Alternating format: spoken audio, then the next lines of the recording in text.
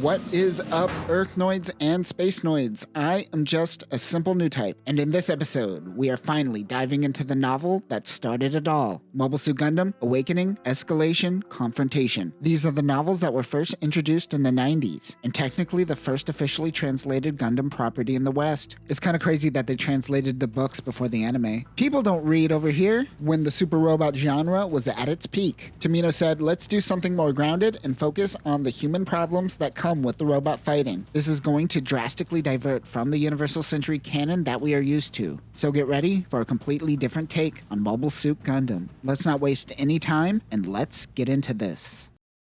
Lieutenant Junior Grade Ralph begins yelling at 5 young cadets in front of him. The Pegasus has taken flight and the cadets must watch pilots practice landing procedures with core fighters. The cadets must yell out the landing procedures that each pilot are doing. One thing to note here, unlike the anime where we follow the Pegasus class ship called the White Base, in the novel, it is a White Base class ship called the Pegasus. If you ever seen people refer to White Base as a White Base class ship, it is because of the novel. They are on their way to Side 7, and this is the ship's first real mission. Many of the core fighters have already experienced real combat when they were on the Trafalgar. The Trafalgar class ship is an EFF space carrier specific to the Gundam novels and later adapted in the video game Garen's Greed. It was developed from the Magellan class ship and can be seen more as a Magellan variant, as any Magellan can be modified into a Trafalgar. There is no data on how big the carrying capacity of these ships are, but it does have the ability to carry at least 12 public class ships. Because this is essentially a Magellan with a deck attached to it, many of the mega particle cannons have been removed. This greatly reduces the ship's firepower. Because of this, this ship has very weak defenses and requires an escort ship, and it makes it a giant undefensible target. 8 of these ships were built before EFF created the White Base class ship. It does retain one twin megaparticle cannon, and twin machine guns have been added near the deck. Other weapons include 2 6-tube missile launchers and various missile launch tubes. Lieutenant Ralph leads the cadets to the hangar, where they will get to pilot the core fighter for the first time. Lieutenant Ralph takes off first, followed by 5 cadets: Ryu Jose,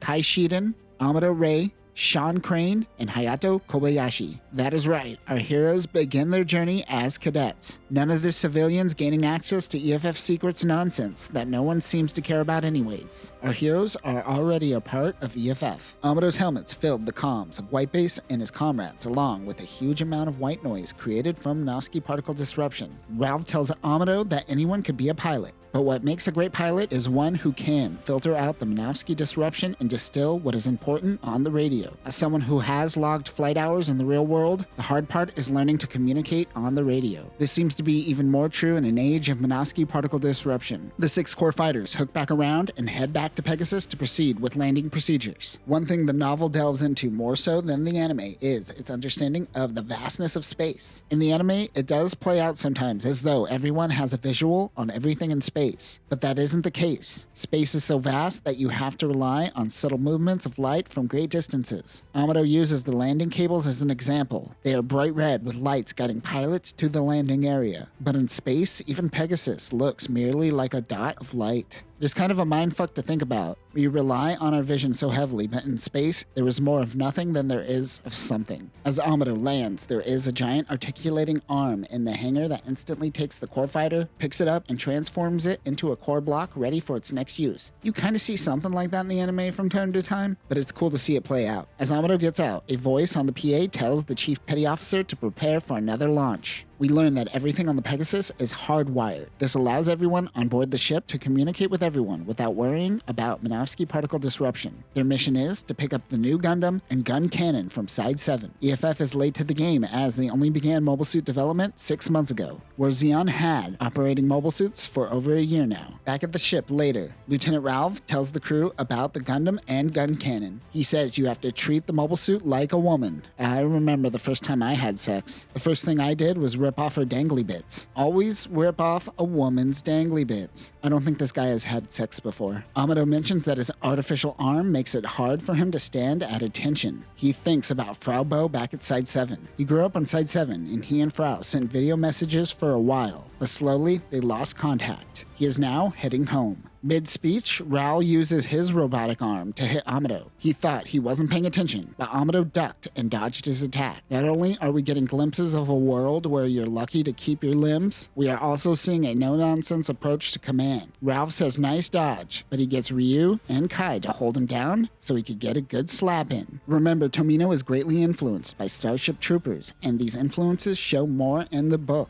The desire to earn citizenship usually came with the price of missing a body part. Also, the extreme punitive measure that Command takes to get their point is very much a Hindland move. At least it was just a slap and not a knife through the hand like Gary Busey's son got in the movie. They are dismissed to get some food. Everyone laughs and tells Amuro to stay out of trouble next time. Char Aznable comes to the bridge of the Musai-class ship. One thing we learn here is that Musais are so quiet you could hear a pin drop. Drin tells him that they are 15 minutes away from Side 7. He looks out to Luna 2 and Earth. Luna 2 has a reddish, rusty color compared to the generic gray granite color you get in the anime. Char uses the laser scope to detect the Pegasus beyond the shoal zone. He mentions that it looks like a Trojan horse. Everyone on the bridge is wearing a mask, including Char, but Char wears another mask under that. This is to hide a horrible scar. They left it vague in the anime, and in the original, he used the excuse of an eye sensitivity thing. That always bugged me about Origin. Pilots typically have 20/20 vision or better, so writing it as an eye problem is weird. But I guess people with glasses pilot mobile suits in this world, so what do I know? Stupid Keith and his glasses running my argument. Of course, this is all for him to hide from the Zabi family. Side 7 has been in development for 2.5 years now and is slowly developing more colonies. Only a third was built before the war broke out. This new ship heading to Side 7 makes Char believe it is Operation V, and the Federation now has mobile suits. Drin is a little hesitant. According to their intel from 2 months ago, the 3rd Sector Patrol Force are the only troops stationed on the colony. However, Char says that intel is ancient. According to their intel 7 months ago, there are 13,800 civilians. But that number must be vastly greater by now, right? The Musai was coming back from an assault on EFF, and they need resupplies. Only 2 megaparticle cannons work, and they only have 3 Zakus. Char says, screw it, let's roll the dice on this one, and pursues the Trojan horse. The next chapter goes over the history of Universal Century, which is more or less the same. But let's discuss some details that the novel brings to light. Universal Century began at the end of the 20th century, which shows how hopeful culture was at the time. That time has passed, maybe in another century. The first colonies were 3 kilometers in diameter and 38 kilometers long, but they soon doubled in size in no time. Side 1 was the first to go up at L5, and soon all the L points started development of sides, including L2, known as the dark side of the moon. The book says the backside of the moon, but no Westerner says that. Dark side of the moon, rock and roll bitches. In UC 0045, Luna 2 was brought to the moon's orbit, and Side 1 and 2 were complete with those hipsters over at Side 3 swiftly beginning immigration. On Earth, many citizens began protesting immigration to the colonies. This is when the terms Spacenoids and Earthnoids started being used to create a divide.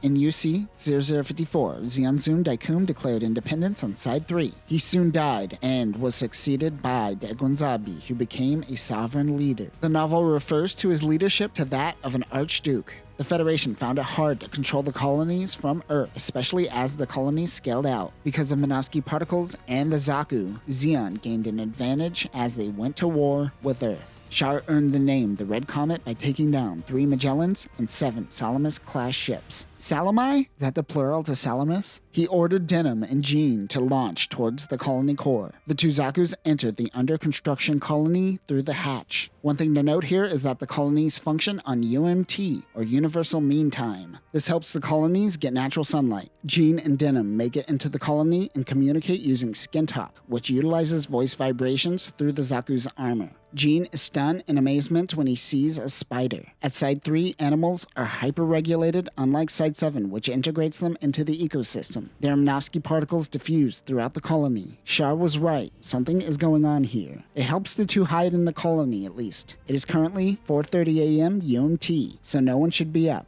The 2 notice something that resembles a military base and check it out. They scout it out to find humanoid parts being rolled out. They are certain it is mobile suits. There is even a white one. Jean and Denim should probably give this intel to Char. But this is Gundam, and Gundam happens because Jean's got a gene.